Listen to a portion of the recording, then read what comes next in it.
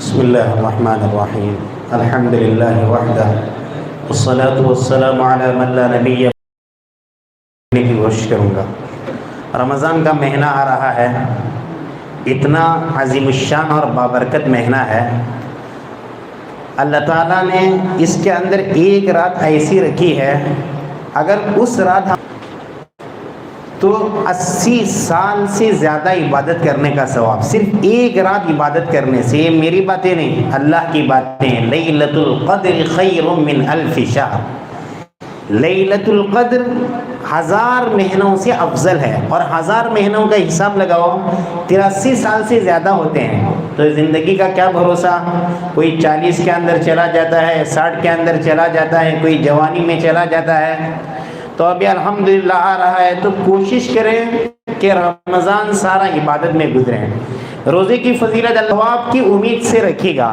من صام رمضان، جو رمضان کے روزے رکھے گا ایمان کے ساتھ اور اللہ کے پاس ثواب کی امید میں، اللہ تعالیٰ کیا دے گا؟ اللہ تعالیٰ نے پہلے اس کو آفر سنایا کہ سارے گناہ معاف، تو ایک بھی روزہ ہم سے چھوٹنے نہ پائے، چاہے کچھ بھی ہو جائے۔ اور جو روزہ توڑے گا اور چھوڑے گا بنا کسی مجبوری کے، اتنی بڑی وعید سنائی گئی۔ جب نبی صلی اللہ علیہ وسلم کا معراج میں سفر ہوا، بہت ساری چیزیں اللہ نے نبی کو دکھائی۔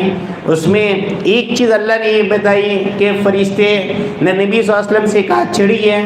حضور صلی اللہ علیہ وسلم نے چڑھ کر دیکھا کہ چند لوگوں کو الٹے لٹکایا گیا ہے اور ان کے جبڑوں کو چیرا گیا اور جبڑوں سے خون بہنے لگا۔ نبی نے پوچھا ہے اتنی بڑی سزا کس کو؟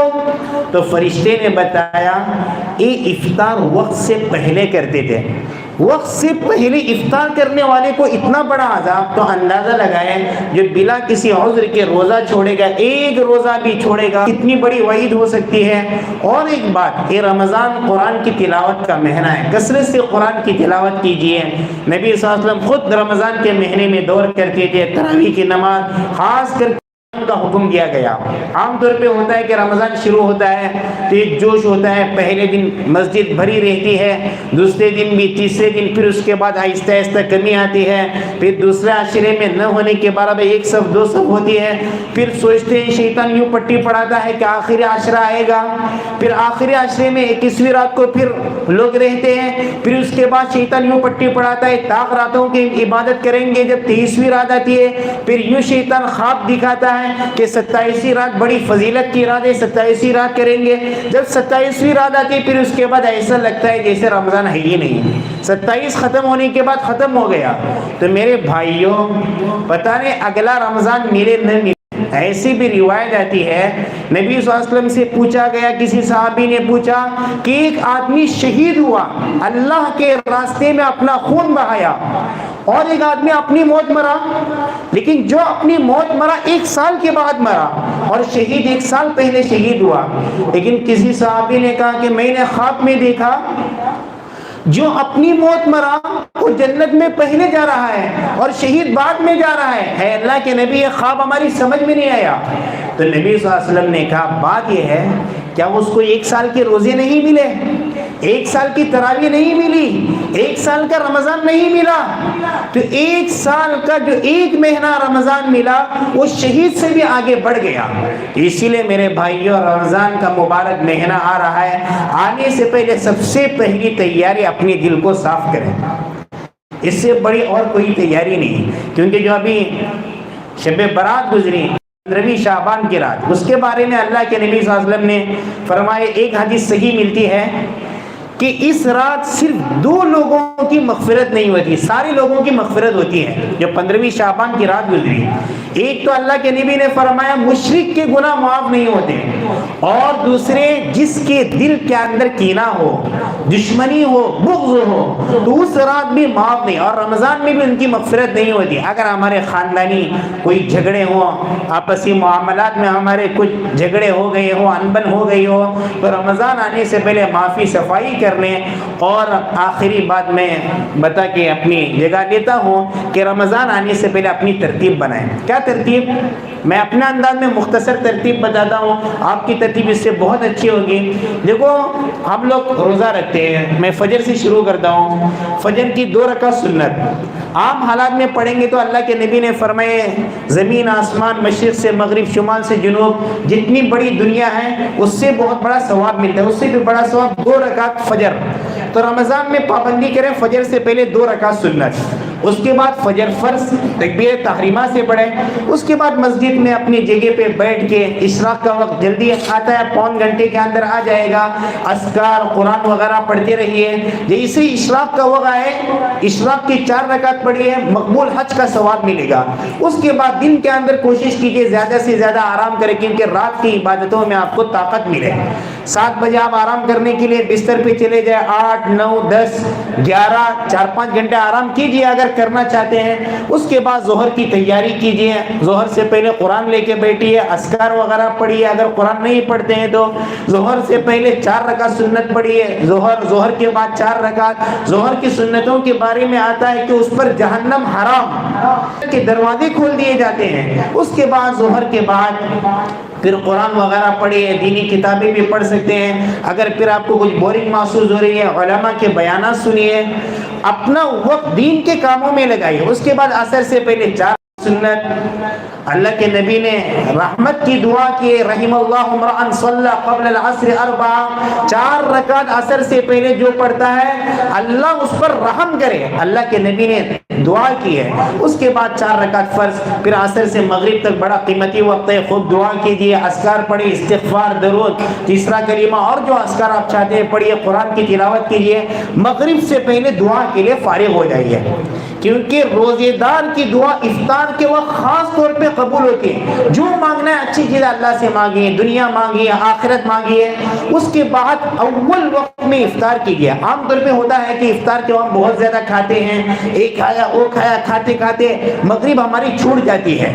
نماز کی بڑی فضیلت ہے تو بسم اللہ پڑھ کے کھجور کھا کر اور پانی پی کے, یا ٹھنڈا مشروب نہیں پینا چاہیے. اطباء کہتے ہیں جب پیٹ ہمارا بالکل خالی ہوتا ہے, معدہ خالی ہوتا ہے, اس وقت ٹھنڈا مشروب اگر ہمارے پیٹ میں چلا جاتا ہے بڑی بڑی بیماریوں کا خدشہ ہے. تو گرمی کا زمانہ ہے, بہت جی کرے گا آپ کا ٹھنڈا مشروب پئیں, اس وقت کم سے کم نہ پیجیے. کھجور پہ افطار کیجیے, بڑی فضیلت ہے. پانی پیجیے, اس کے بعد تھوڑا بہت کھا کے فوراً وضو سے تیار رہیے. پہلے یہ مسجد چلے جائیے یا گھر میں بھی 2 رکعت پڑھ سکتے ہیں. مسجد جا کے 2 رکعت پڑھیے, کوئی سنت نہ چھوٹے. امام ابو حنیفہ رحمۃ اللہ علیہ کے اگر ان کے مسلک کے پیروکار ہیں تو ان کے لیے سنت نہیں ہے مغرب سے پہلے. شوافی کے یہاں مغرب سے پہلے 2 رکعت سنت ہے. مغرب 3 رکعت پڑھیے, اس کے بعد مغرب کے بعد 2 رکعت. مفتی تقی عثمانی نے لکھا ہے, انہوں نے کہا ہے مغرب سے عشاء کے درمیان 20 رکعت تک ثابت ہے. بہت بڑے عالم اس وقت دنیا کے گنے چنے علماء میں شمار ہے, ان کی تحقیق ہے مغرب سے عشاء کے درمیان 20 رکعت تک ثابت ہے. عام طور پہ 6 رکعت والی فضیلت تو آپ نے سنائی ہے. تو صحابہ کا معمول تھا مغرب سے عشاء خوب عبادت کرتے تھے, رمضان ہی میں نہیں, رمضان کے علاوہ 2 رکعت 4 رکعت 6 رکعت 8 رکعت 20 رکعت تک پڑھیے. اور اس دوران 3 سورت نہ چھوٹنے پائے آپ سے, سورہ سجدہ, سورہ واقعہ, سورہ ملک. 10 منٹ کے اندر ختم ہو جائے گا, لیکن قبر کا عذاب نہیں ہوگا, جہنم کا عذاب نہیں ہوگا, موت تک فاقہ نہیں ہوگا, کسی کے سامنے ہاتھ پھیلانے کی نوبت نہیں آئے گی. اس کے بعد عشاء سے پہلے بالکل فریش ہو کے, عشاء سے پہلے کھانا کھانا ہے تو کھانا کھا لیجئے, عشاء کے لیے تیار رہیے. عشاء کی اذان کے بعد 2 رکعت سنت پڑھیے, اس کے بعد عشاء, اس کے بعد 2 رکعت سنت پڑھ کے تراویح 20 رکعت. اس میں جلد بازی نہ کیجیے, یہ سوچ کے پڑھیے آج پہلا روزہ ہے, آج کا دن میرے ہاتھ سے گزر گیا. یہ سوچیے, یہ نہ سوچیے کہ 29 روزے باقی, یہ نہ سوچنا. علماء نے کہا ہے اچھا طریقہ شیطان کو پٹی پڑھانے کا ہم کو سکھایا. شیطان پٹی پڑھائے گا کل کریں گے اچھا کام. شیطان کو یوں پٹی پڑھانا کہ کل برائی کروں گا آج اچھا کام کروں گا, پھر کل آنے کے بعد شیطان کو کہنا کل برا کام کروں گا آج اچھا کام کروں گا. کبھی کل آتا نہیں زندگی میں. تو دن بھر یاد رکھیں, اگر آپ کو شیطان ٹوپی ڈالتا ہے آپ اس کو پگڑی پہنائیے کہ دیکھو آج میں اچھا کام کروں گا اور بعد میں دیکھ لینا، کل آئے گا بولنا آج اچھا کام کروں گا۔ عام طور پہ ہم کیا سوچتے ہیں، بعد میں دیکھ لیں گے، بعد میں اچھا کام کریں گے، موقع گناہ کریں گے۔ آج میں جو کر سکتا ہوں آج کروں گا، کل کا کل سوچ لوں گا۔ شیطان کو یوں پٹی پڑھانا ہمیشہ آپ لوگ کامیاب ہو جائیں گے۔ تو شیطان کو یوں پٹی پڑھانا، آج پہلا روزہ ہے، کل کا روزہ مجھے ملے نہ ملے، آج میں بھرپور عبادت کروں گا۔ کل آنے کے بعد آج میرا دوسرا روزہ ہے، آج بھرپور عبادت کروں گا، کل دیکھ لیں گے۔ تو اس کے بعد تراویح بالکل اطمینان سے حافظ صاحب کی تلاوت سنی۔ حافظ صاحب کو فورس نہ کرنا کہ جلدی جلدی پڑھاؤ، کیونکہ بہت جلدی بولتے 5-10 منٹ جلدی ہو جائے گی، لیکن وہ ثواب آپ کو کہیں نہیں ملے گا۔ اطمینان سے تراویح سنیے، سجدہ کوشش کیجئے اس میں کم سے کم 3 مرتبہ آہستہ سبحان ربی الاعلی، سبحان ربی الاعلی، سبحان ربی الاعلی۔ نماز پڑھتے وقت استحضار رہے اللہ سے آپ لوگ باتیں کر رہے ہیں۔ اس کے بعد اگر وتر اس وقت پڑھنا چاہیں تو پڑھ سکتے ہیں، تہجد کے بعد بھی پڑھ سکتے ہیں وتر۔ اس کے بعد کوشش، ابھی رات اصل ہے، رمضان کی راتیں اصل ہے دن کے مقابلے میں۔ راتوں میں پوری رات کبھی نہ سونا۔ اگر آپ کو اول وقت میں نیند آ رہی ہے، تھکاوٹ ہے، تھوڑی دیر آرام، 10 بجے آپ فارغ ہو گئے تو 11-12 2 گھنٹے آرام کیجیے۔ اگر آپ کو اس وقت تھکاوٹ نہیں تو خوب عبادت میں لگیے اس وقت 11-12-1-2۔ اس کے بعد تھوڑی تھکاوٹ آئے تھوڑی دیر سو جائیے، کیونکہ آپ کی دن میں نیند پوری ہو گئی۔ دن میں 4-5 گھنٹہ سو گئے، رات میں بھی نیند کی ضرورت 1-2 گھنٹہ اگر سونا ہے تو آرام کیجیے، لیکن پوری رات نہ سونا۔